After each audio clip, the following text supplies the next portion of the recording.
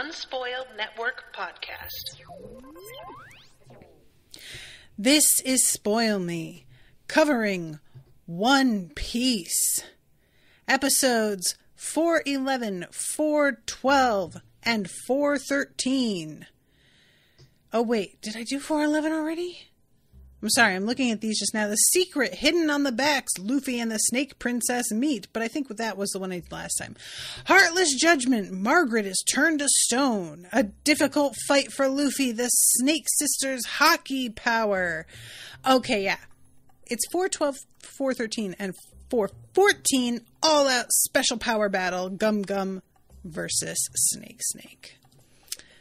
In these episodes, a bitch is a little bit confused on the episodes, but don't worry, folks. Got it under control now. Very, very excited about this weird-ass episode. Welcome to Spoil Me.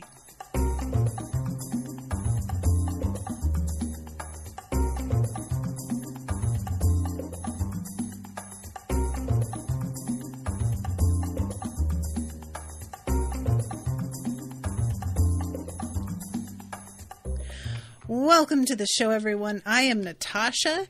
Thank you so much to Florian for commissioning this episode.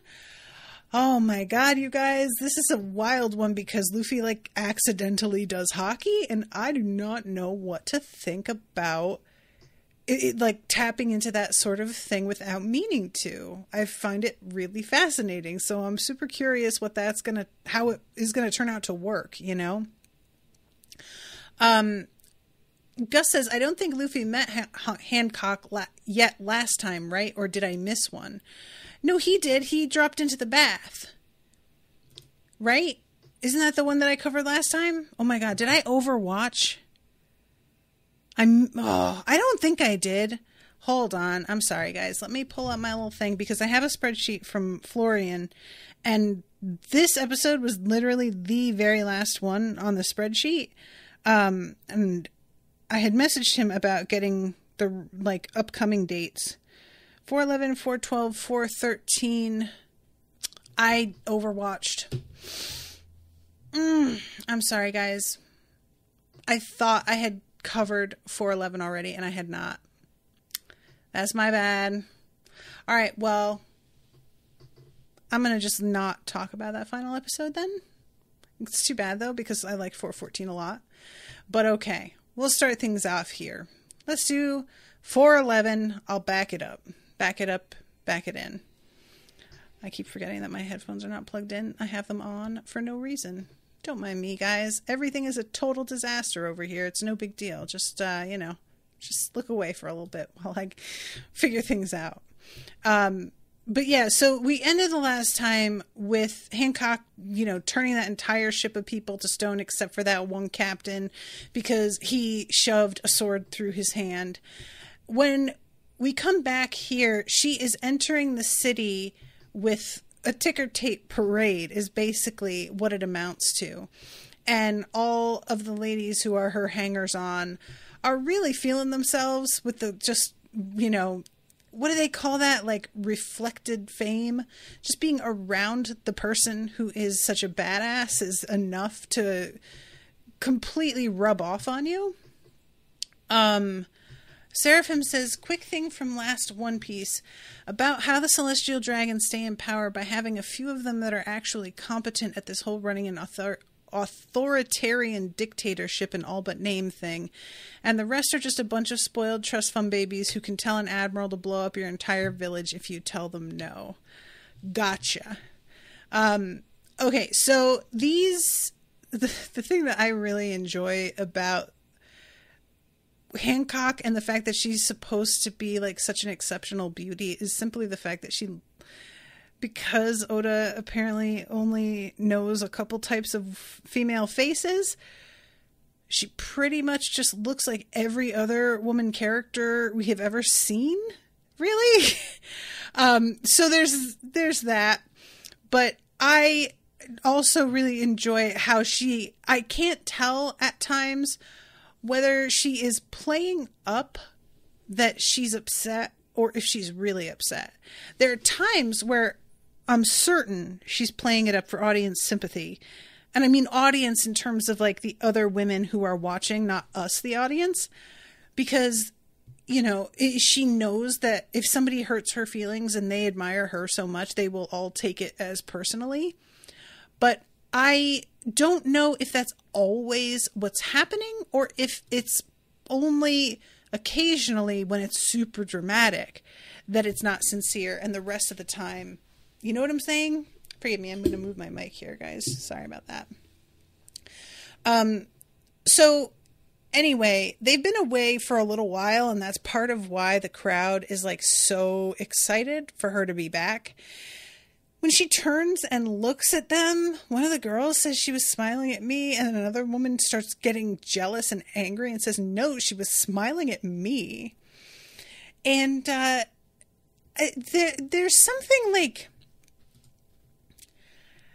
I can't decide how I feel about this, you guys, because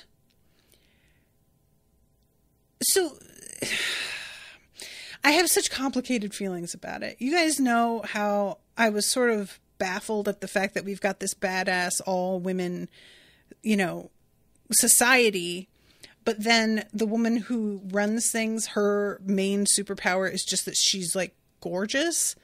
Like she has a love beam, but it feels very secondary, to be honest. Like she uses her devil fruit power when her main hotness power doesn't do the trick, or when she just wants, like, you know, to be extra mean. So a little bit like still weirded out by that. And then the fact that like all of the women are reacting to her in the way that high school boys would react to her. And it really does feel like a sexual attraction.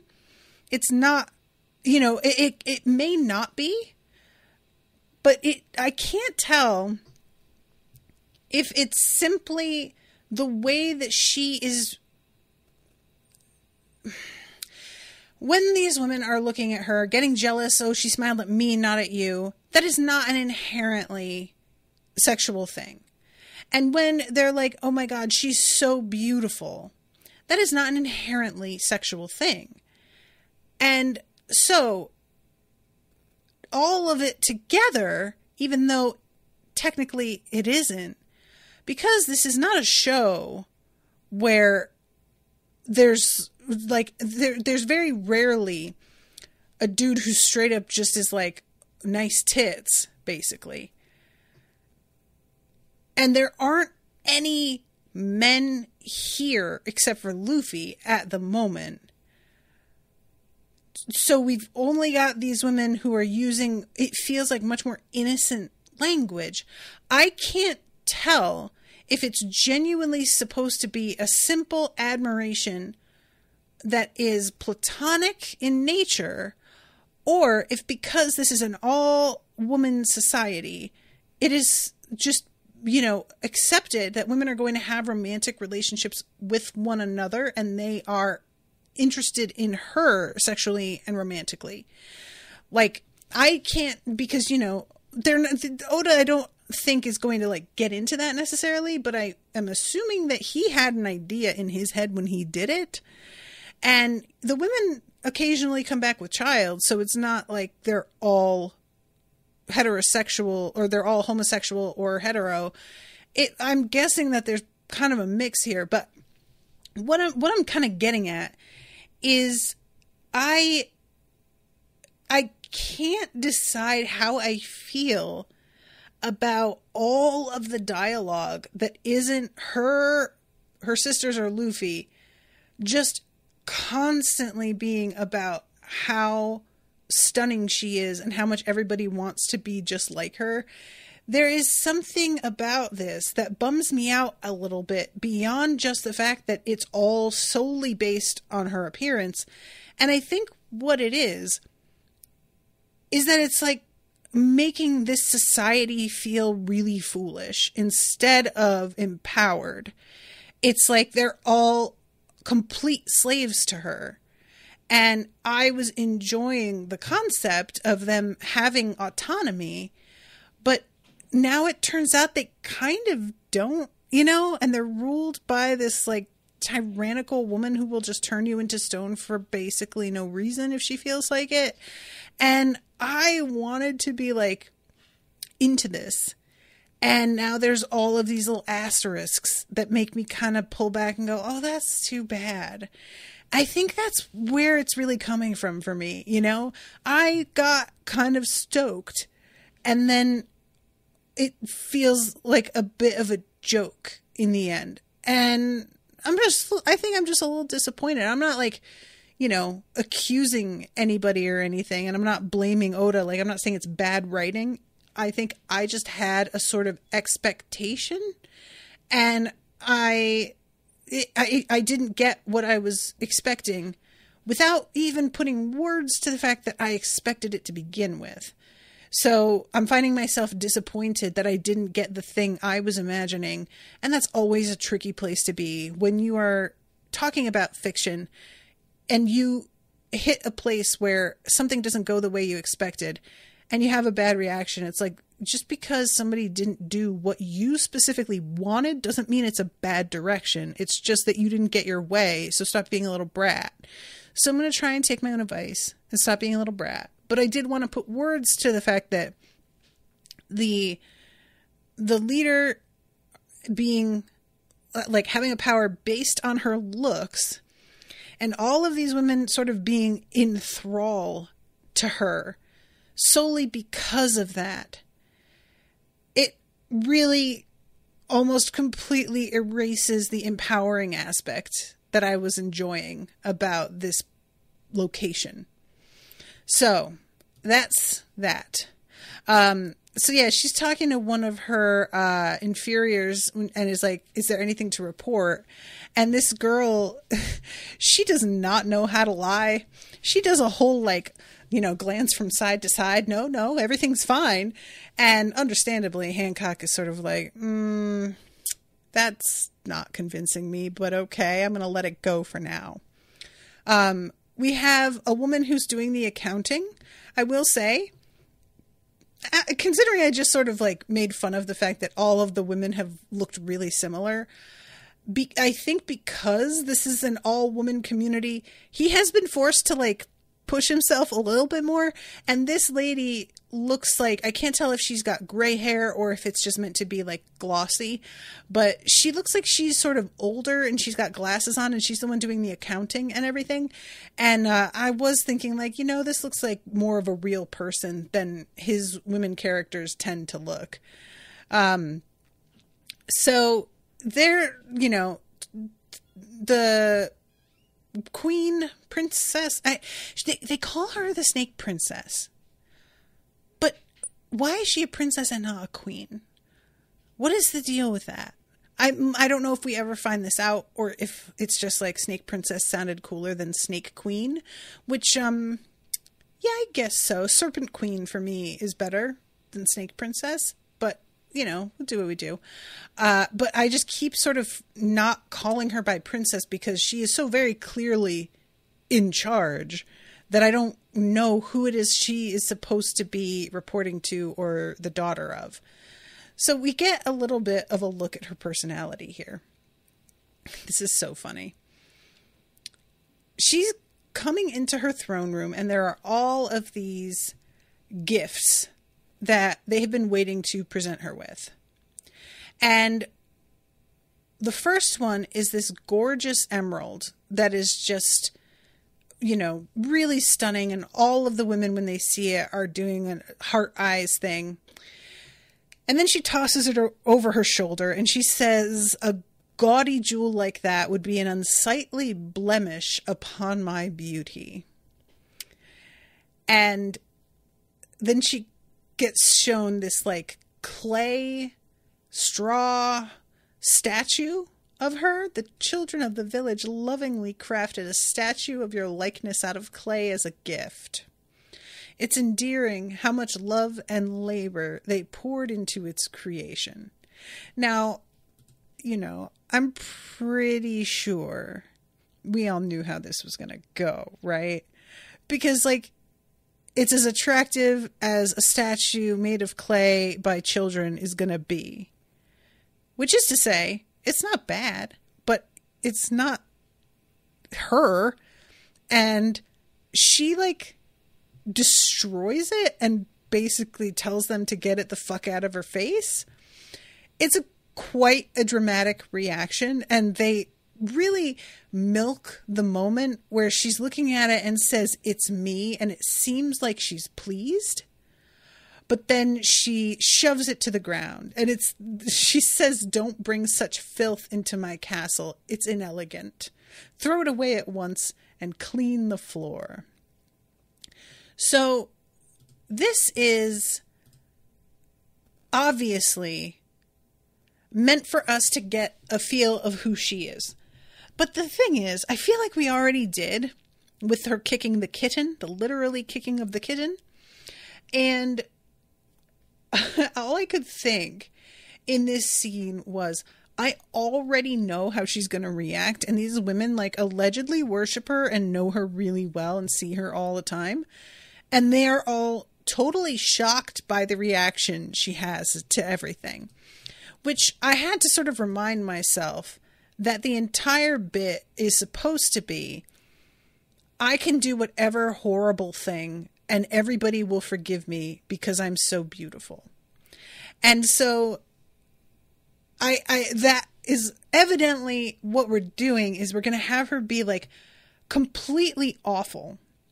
And the people love her so much simply because of how she looks that they make themselves forget how terrible she is in between seeing her and just do a thing that they know would please a normal person because they forget that she's a fucking maniac, and then are surprised anew at how awful she is every time she does an awful thing. But then almost immediately talk themselves out of being upset by her. Which, I guess, you know what I'm saying? I don't know, it's a little bit weak to me. I don't know. Seraphim is in the chat says, it does seem like the ones who haven't left the island as part of the Kuja pirates are kind of innocent about the idea of sex. Yeah. Her official title is Empress of Amazon Lily. Snake Princess seems to be more of a moniker, like Straw Hat Luffy. Okay, because I think I called her Empress at one point because I remembered somebody using that word, and then I didn't see that word again, and I was like, did I make that up? So I stopped using it. But she's really just more of an empress than a princess. So I'm just going to kind of keep calling her Empress if you guys are cool with it, because that's the way that I'm remembering her. But yeah, so she asks where all of the guards are on the walls and why the place is totally undefended. And the woman who's sort of her assistant, I guess, is like, oh, there was a wild animal or something that was so fierce that everybody left to go hunt it. And it's a very lame story. Of course, the Empress is immediately like, that's not anything. I don't buy it. And then we transition right over to Luffy, who is swinging through the forest using his rubber abilities. And he gets shot out of the air with an arrow from one of the Amazons. He sinks like a stone. And since they want him to die, I was like, well, somebody would have to save him, and neither of them, or I say neither, there's more than two of them, none of them look like they are at all inclined to jump in. So what the hell is going to happen? And then a fish leaps out of the water and Luffy is hooked on its back. And I was like, oh, okay, that's one way to do it, I suppose. So we have Hancock sitting down on a throne made out of her snake, which is sort of the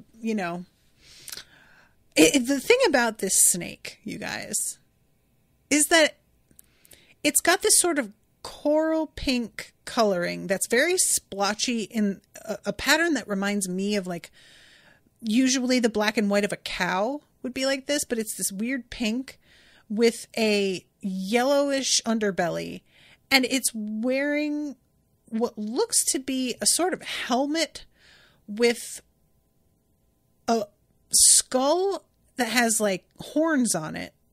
Again, kind of like a cow, but has blue hair hanging off it.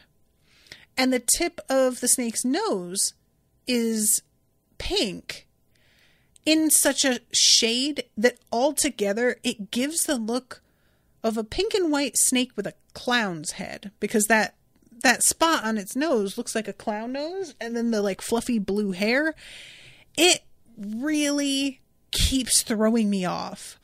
This snake is supposed to be, you know, the sort of spirit animal, for lack of a better way of saying this, of this astonishingly beautiful woman, but then it has what feels like the face of an actual clown. And I keep being tripped up at the fact that she would allow her snake to look like that, because it just doesn't quite feel on brand to me. So this is when the granny comes in, and it's interesting because it's not like she isn't intimidated by the snake princess. She's sweating doing this, but she decides that she is going to put up more of a fight because, you know, Hancock is just like, get her out of here immediately, and isn't even going to let her have her say. So finally, please listen. I have just learned that there's a ship from Central anchored off our shores. They've come here with the express purpose of summoning you, have they not? The central government has ordered you into active duty. And she's like, yeah, they want to go to war. And she says, well, then why are you here? You have to go. You have to uphold the agreement or they'll revoke your title. And you've just returned, but you must still have the strength to fight. And this is when she says, I do, but I'm afraid to go. And Granny gets overwhelmed. Aw, she's like a little puppy. And I was like, oh, we haven't seen this aspect of it. She immediately like kind of swipes it off and says, I'm not falling for that. But it really almost worked. And she says, all that is truly protecting our nation is your title as warlord. Our greatest deterrence from outside forces is Amazon Lily's location in the Calm Belt. As time marches forward, so does technology. And now these central dwellers have ships that provide them with safe passage.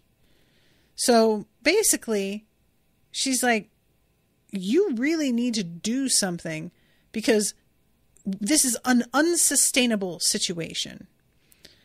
You know, our pirates, they've been very tough and that's great, but our island has children and elderly people who aren't fighters. And if you lose your title, this whole place would just be a giant target and they would completely devastate us. And the Empress is like, listen, I really don't know how to tell you this, but I can't emphasize enough how little I give a shit about any of what you're saying. And this old woman, she has pulled out like a crystal ball and is going around it going, yon, yon, yon, yon. That's like her little, you know, and she swipes her like brush over it and turns around and the ball says go is what the translation says. And of course the Empress is just like, that is such horseshit. You just decided what you want me to do and you just painted it on the crystal ball and you think that I'm going to listen to you. For real? That's what you think is going to work? Get the hell out of here. I let you have your say, and you acted like I was a fucking 5-year-old that you needed to trick into, like, knock it off. And she says, your reign was over 3 decades ago. How dare you act like you're still the Empress? And I couldn't tell if they were related because I don't feel like they are. It seems like there's another way that they choose rulers here. But I love when they say she looks down on people so much that she looks up. Why should I listen to the word of a disgraced ruler who abandoned her people? And it turns out that's why this lady is like not living in the town center, and she doesn't have any real standing. She has just enough that they let her talk. But the Empress walks out there holding this woman by the hair. This lady is about the size of a purse. Like, it's really a big purse, granted, but nevertheless. So it ends with her thinking that Hancock is agreeing to go and saying, "Oh, good, when will you be leaving?" And Hancock says, "Never, know your place," and then literally chucks this old woman out the window to fall what looks like 60 feet, probably. A fall that would absolutely kill her. But she turns around and does the whole, "Oh, I did it by accident." And they're just like, "Of course it was an accident. We know it wasn't your fault." And I was just like, oh boy. Oh boy. So I really don't know what to expect in terms of like long-term plans from this woman, because she's like a complete monster. I'm assuming she ages, because this woman had used to be the ruler and she isn't anymore, the granny. And I wonder if her power is going to remain at all potent for like another decade. I feel like this being what you depend on, you better have a backup plan. This is the thing about being like young and hot, is that you just kind of assume you'll always be this way. And that everybody who isn't still young and hot chose to not be young and chose to no longer be hot. And it's a real awakening to realize, like, it just sort of happens to you. So she really should kind of stop and think about, once I'm not hot anymore and nobody likes me because I've done terrible things and they no longer just see a pretty face and forgive me, who is going to be on my side? But she's not really a long-term thinker, this one. Not really at all. So I would love to know more about like the previous rulers, though. You know, we have this woman who, she apparently is a traitor, and that's why she, living on the outskirts is like her penance, as she puts it. But not only what did she do, but in general, like, how was this place founded? What happened?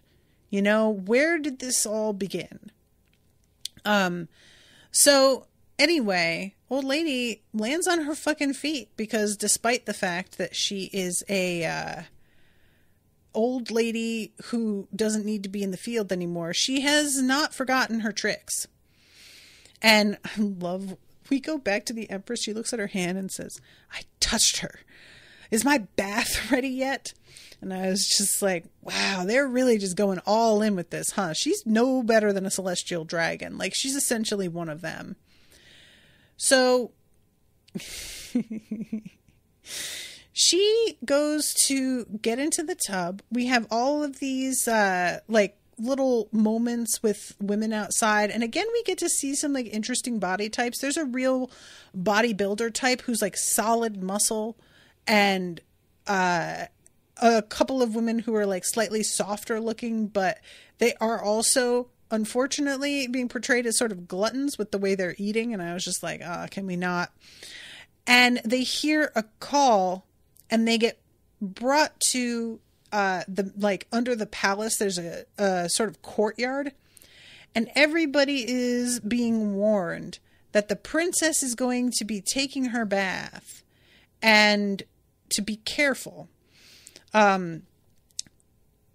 Ron's, I think, is that her name? Ron is the woman who's got the short black hair. That's one of the Empress's like bodyguards. I don't know if that's bodyguard is the right word, but she's definitely a groupie. And she comes up to this little girl and says, you're not allowed past the barrier. And the little girl says, yeah, but why is it such a big deal when she goes to take a bath? They act like we're going to war or something. And she says, well, if you're 8 years old, I think you're old enough for me to tell you. And the little girl says, the secret? And she nods. But we don't get to see what it is. Luffy winds up falling through the ceiling of the bathhouse. And he sees her back.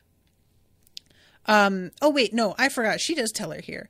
The Gorgon stalked the tides of the central oceans. If anyone made the mistake of gazing upon this horrifying creature, they would be turned to stone. After facing countless perils along a treacherous journey, the Snake Princess and her sisters encountered the monster and managed to slay it. And I'm sort of like, she seemed to be just minding her own business. I don't know. Why do we gotta do this? But the screams of the dying abomination were laced with evil, and it placed the sisters under a curse. The penetrating eyes of the monsters were etched across the flesh of the sisters' backs. So they remain, forever staring, even today. And if anyone gazes upon these wicked eyes, their body will harden into stone, and they'll die. And I'm not entirely sure why this is such a secret. Like, if they are worried that they're going to be used as weapons against somebody. But it's, the fact that this little girl is getting sort of inducted by being told this secret. It's clearly something like really important to them that nobody know about it. And I'm not entirely getting what that's about. But yeah, so we have an actual, like, she's naked shot of the Empress, like, getting into her bath, which I thought was a little bit more than this show usually does, but okay. When Luffy falls into it, there's a series of events that eventually lead to this happening. All the women are still, like, chasing him in the woods, and he manages to, like, climb up onto the wall, and he is thinking to himself that he's going to find a pirate ship and just, like, ask for a ride, or maybe he could steal a ship, and then eventually he says, well, whoever I have to ask is going to be important, so I should probably go to whoever is in the tallest building I could find. And that is how he decides on jumping through the roof, and he spots what's on her back, but it's a whole thing where he winds up keeping this secret later. Spoilers, because I am not supposed to have watched that episode yet, but he does. So, he sees her. I love that she is expecting that he is going to, like, fall under her spell, but she just doesn't really, he doesn't seem to be affected by her beauty in any sense. And it's weird because, like, when he spots what's on her back, he says, it looks kind of familiar. And she says, you saw it? And I'm like, is it really the eyes? Is it? Because the fact that, like, they want to keep that secret, it doesn't completely work for me. And the fact that she says you saw it instead of you saw them, I just don't know that makes sense. Like, the fact that this is a secret big enough that they were going to kill him to keep him from leaving. And the way that he says, I swear I've seen that somewhere before. Is it supposed to be that her eyes, like, it just looks like a tattoo and he's calling it that because he thinks it's like one object? Like, the only thing that makes sense for me is that what's on her back aren't eyes, that there's something else going on, and her and her sisters have been lying to keep everybody well away and make them think, like, your own safety will be in danger if you don't listen to us. It's for your good that we do it this way. But the way that she's reacting here, it doesn't, especially like, I'm realizing too, if Luffy saw and he didn't turn to stone, that cannot be how they work, can it? Like, if they didn't turn, feel like that should, I guess, just be self-evident that it's not what it sounds like, because he'd be stoned then. And we know she used the love beam to turn those men to stone, so she doesn't need the eyes at all.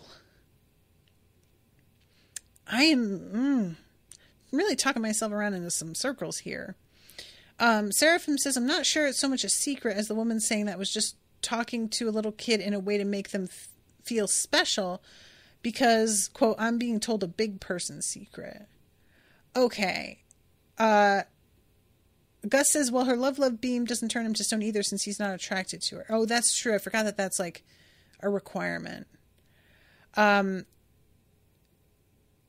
Seraphim, I guess I just thought when she says like the secret and the woman saying, I guess you're old enough to know, in conjunction with her and her sisters being like, this is a secret we would die to protect. I felt like they were talking about the same thing, but I just like, I associated that because of those words, but that's not necessarily true at all.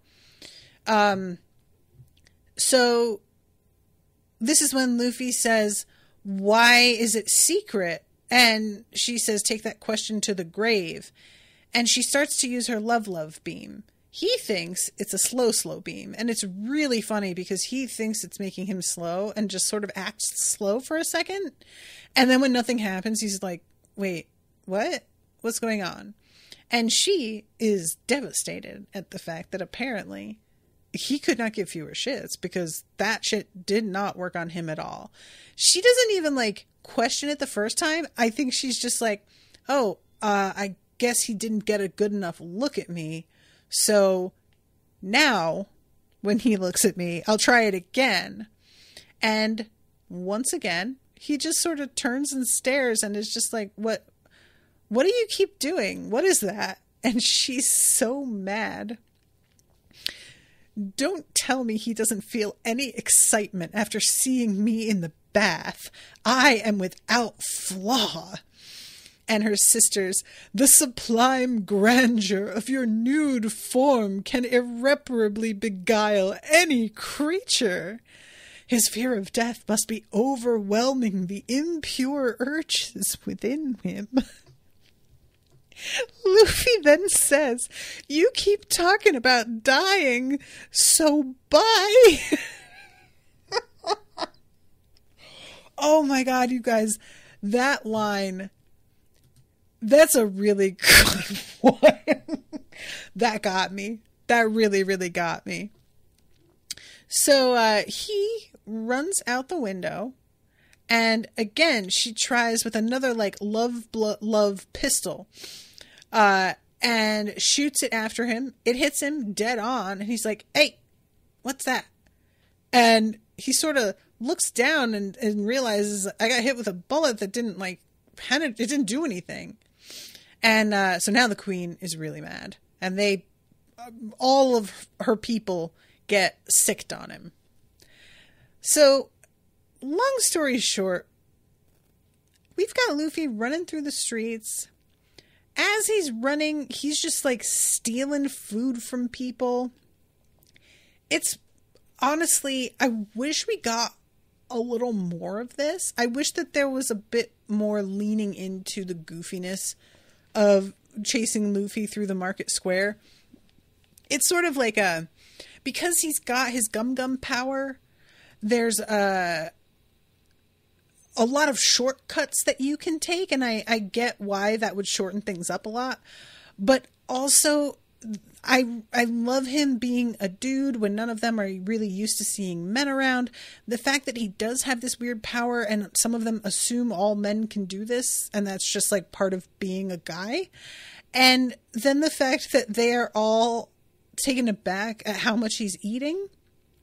And this is the granny. She says, allowing a man on the island in the midst of this smacks of insolence. I've tried to hold my tongue, but frankly, I'm starting to worry about our future with her in charge. And I'm like, lady, you guys are the ones who brought this man onto the island. I don't get how you're turning around and saying that this is the Empress's fault when you were part of the group that revived him and then brought him into your village. Like, what are you talking about? It was so bizarre where she just like completely divorces her own actions from the situation. And it felt like in the moment I was meant to take her seriously.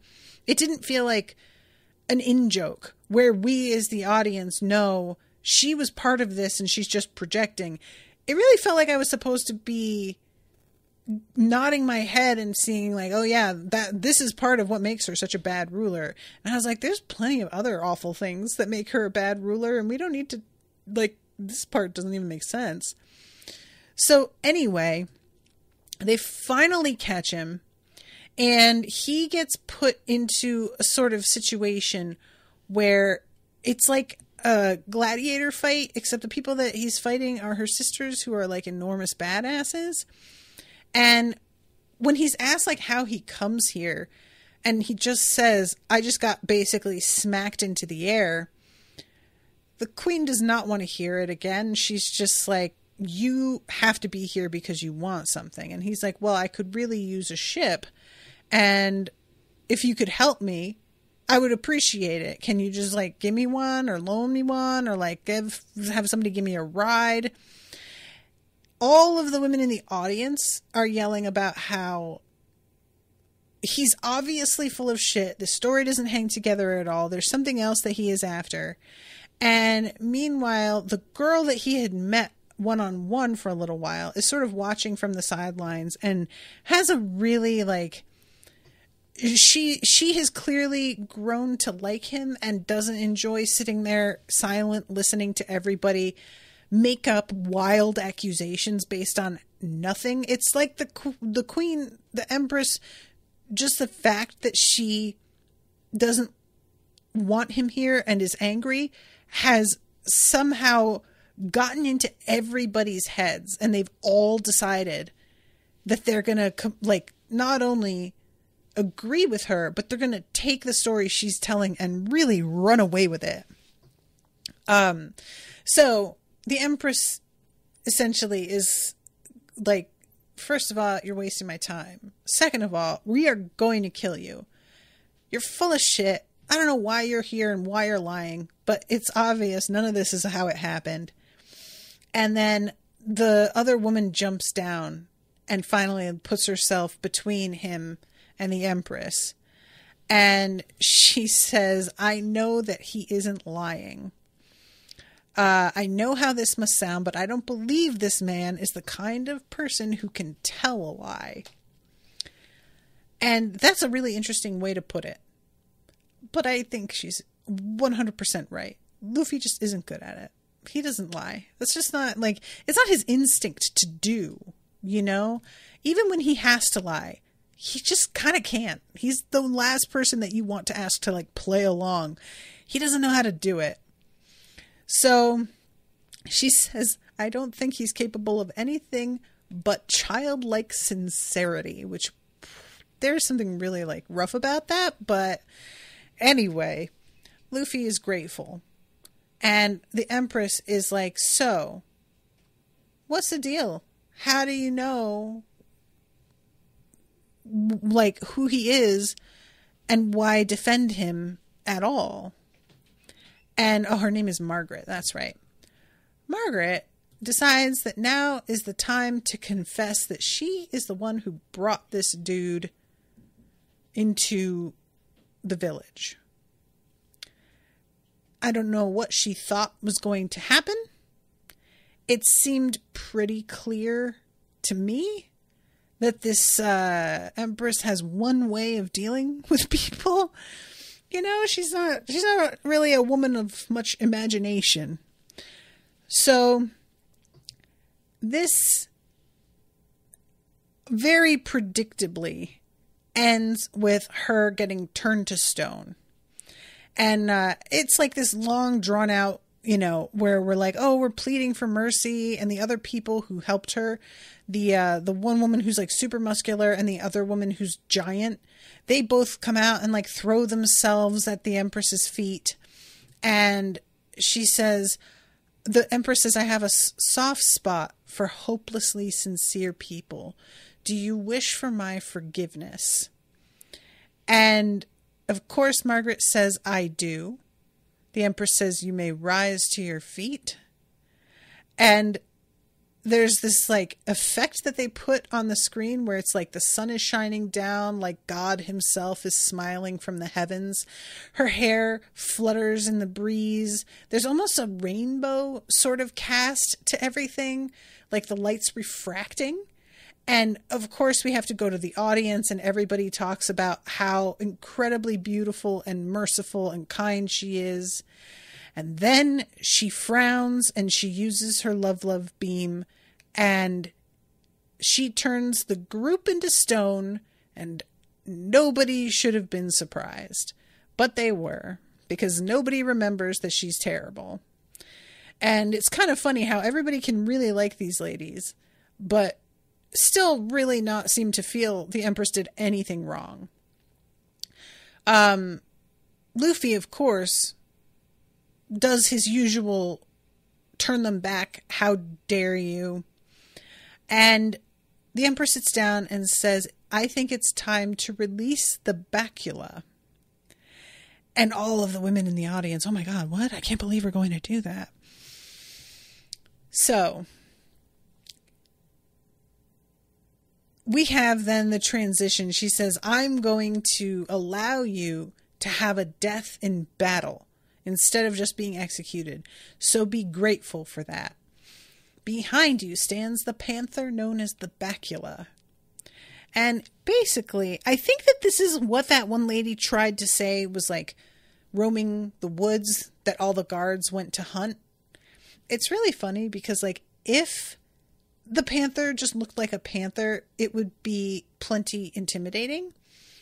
But instead, it's a panther wearing a weird little metal helm with like studs around the edges. And it's just silly looking. Like it's just not, you know, it's got fangs, drooling fangs and an angry face, and it's humongous and all of that. And like, sure. But you add that hat and it just turns absurd, like right away. And there's a little sort of something sticking up off the top of the hat that makes it look like the stem of a cherry or something.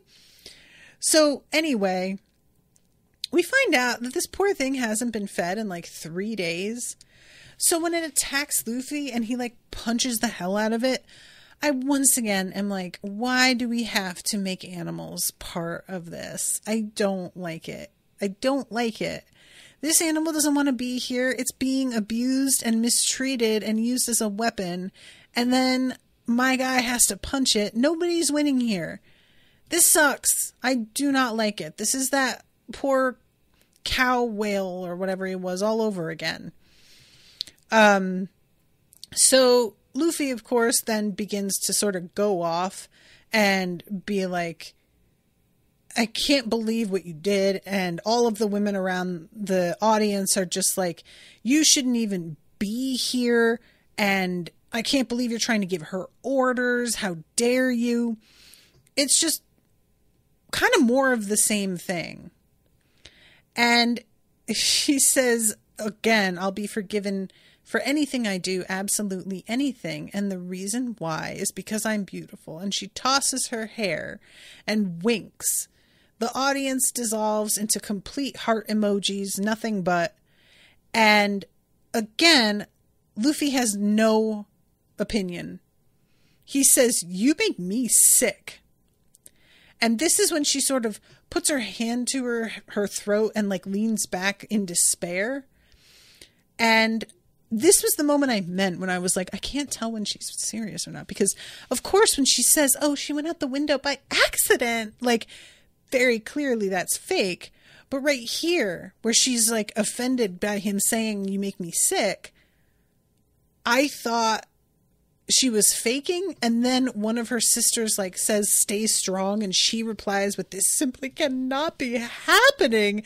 And I was like, oh, she's genuinely upset. I thought she was like playing it up for the audience to get them to hate him more. But no. Seraphim says Sweet Pea is the buff one, right? Aphalandra is the tall one. And they went against the ruler, that's on them. Look, the thing about the turning into stone thing, there's a way to come back from that. You know, you can do a thing that it unturns everybody from stone back to people. It's a similar thing as like with the taking of the shadows. It's a dramatic thing to have happen, and it's creepy and scary, but you know it's undoable. So I'm not that mad about it. It's just more like, that was rude, you know? I like the way that this universe works, where like, you know, nobody's going to die. Every power has to have, like when you meet a baddie like this, where the plot moves sort of slower, every baddie's power has to be something that can be undone somehow, you know? And it must get a little tricky how to like create new powers that are undoable. But anyway, so yeah, she is looking down at Luffy and she says, so long as that man exists in this world, I will never know peace again. And then she sicks her sisters on him. So then we go to a difficult fight for Luffy, the Snake Sisters' Haki power. And this is a real, like, the gist of it is, I went into detail on the first two because I don't need to on this third one. All you need to know is that they fight and the sisters are able to completely dodge him. It's like the fight is barely anything. And I should mention that this third episode, the recap of what happened in the last episode, it goes quite a ways into the new one. But anyway, the whole, it's kind of funny because he has met a few people now that the fight doesn't go the way he usually can expect it to. Like his powers don't have the same power as usual. And they can dodge, or they can just like put up a defense and completely stop the shot that he's about to take. All of it is, he has, I feel like, gotten to a place where he's run into enough folks who seem to be able to resist what he can do, that it makes sense. He has leveled up to the, third gear, second gear, but it's sort of surprising me that he isn't busting that out a little bit sooner, because he's trying his usual tricks and keeps being like, wow, that didn't do anything. And I know that in his universe, I'm watching this as a viewer and I'm like, well, we're obviously leveling up, and you've met people who can hold their own against you several times. You should know you're moving on to a different level entirely here. But I guess I can understand why he is still expecting to come to meet up with some other people who aren't super powers, and it's just a sort of a weird, like, the drawn out bit here of him yelling at the sisters, and this whole thing is sort of, he is arguing with one of the sisters about how her power works, because she is able to use, I think she's got a devil fruit power, and let's see, here it is. Oh yeah, because he says this is the same thing that happened with that axe guy. And he says, why are you feeding everybody the line about being Gorgons? You guys, like, you have a whole other thing going on. How does this work? And, oh, that's right. He says, I don't think he had devil fruit powers. Yeah, here it is. Why are you feeding people this Gorgon crap? And she says, that's a secret. One my sisters and I will take to the grave with us, so don't bother asking. And she asks him if he knows how to use Haki, and that most outsiders don't seem to get it. I can see what you're about to do. And so he keeps kicking, and she keeps saying to kick, do it again. And she's able to dodge every single time. But he doesn't really change his approach. He keeps doing the same thing and is totally focused on her so he doesn't notice the sister sneaking up behind him. And we have some pretty fun, uses of his rubber power and height. Like, he's sort of the interesting thing about this fight is the way all the platforms are sort of set up under the dais where the throne is. So there's a lot of levels, and there's also a sort of pit that looks like it's got like spikes underneath, or I think there's another one also that has flames. I think they may have some varieties going on.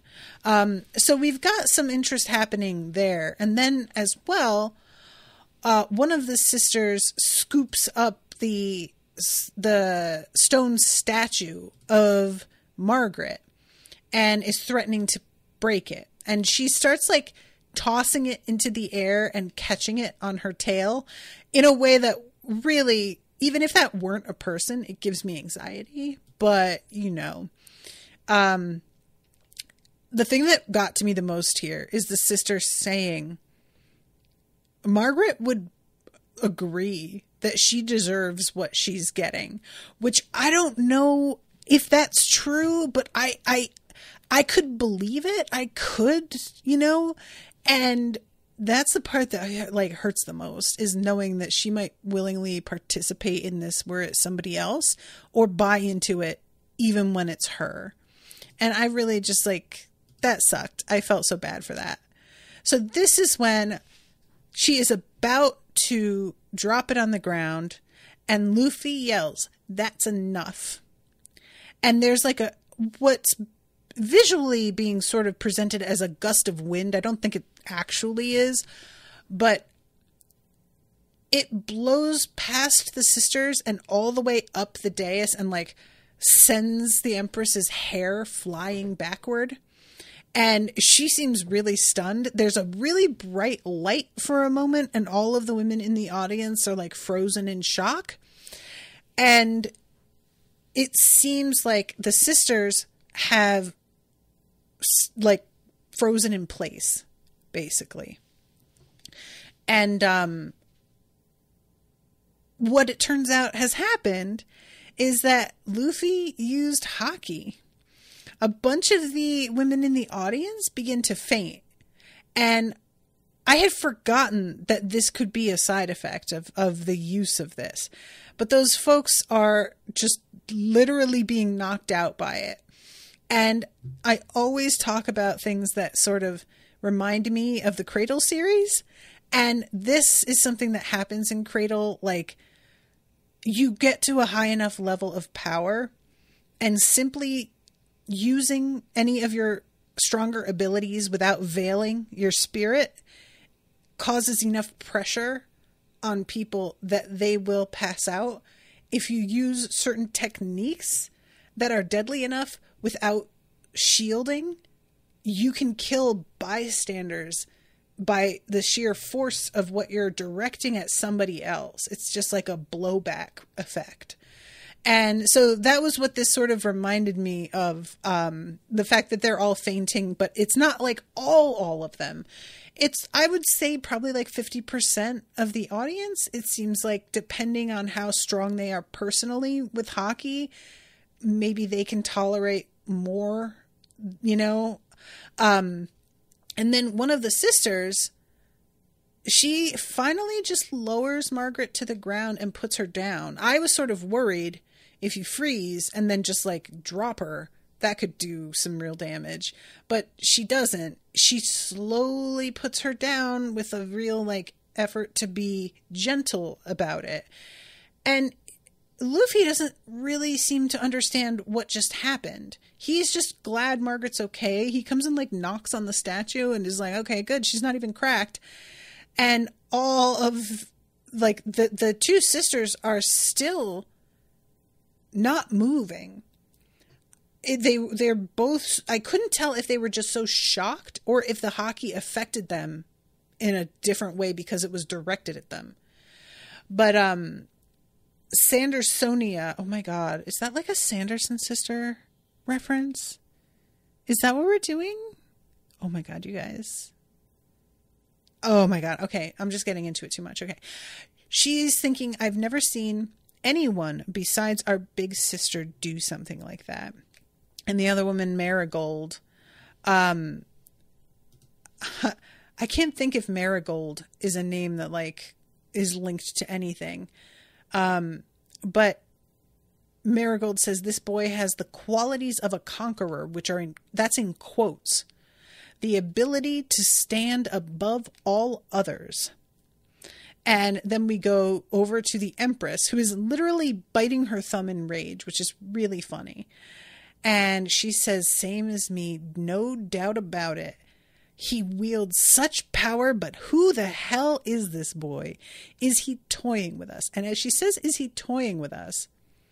The camera turns and Luffy is just like stretching and looking around like, why is everybody so freaked out? What's the deal? And the two sisters finally are like, oh, I don't think he even knows what he did. I don't think he is in control of this power. So maybe he's not as much of a threat as we thought. And meanwhile, Luffy's like, okay. Look, I get it. You guys are real strong. It's super dope and everything. But now I know what I'm dealing with. So let's go again. And that's how the episode ends. So it's a really fun bit. I like that moment a lot. And I'm really curious about what exactly it was that he did with the, like how he tapped into his Haki. Because just being like enraged, he's been mad before, you know? And that hasn't happened. So I can't decide what's different here. I don't know. Oh, Seraphim says nearly all of the Kuja are named after flowers. Sandersonia is a type of flower with a bulb that kind of looks like her head. Oh, okay. I thought we were doing just kind of like evil women, you know? So we're going to do like just various random names of like witches or creatures or, you know, if there was a Jezebel thrown in kind of thing. But, yeah, okay. Gus says he made Duval's bull pass out. Oh, I don't remember that.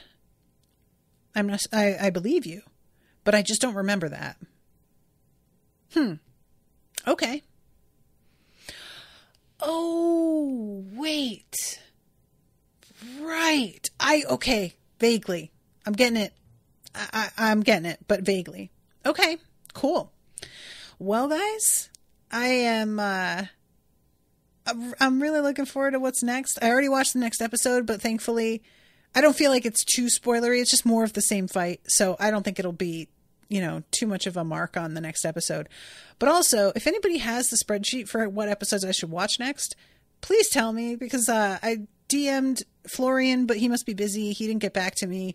I'll post in the Discord as well in the channel and ask there, but I just want to make sure I get the list before next episode.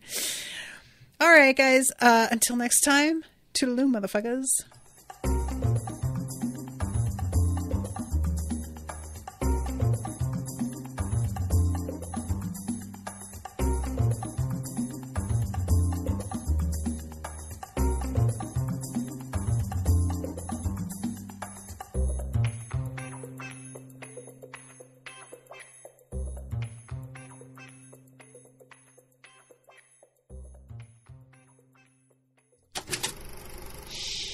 That was an Unspoiled Network podcast.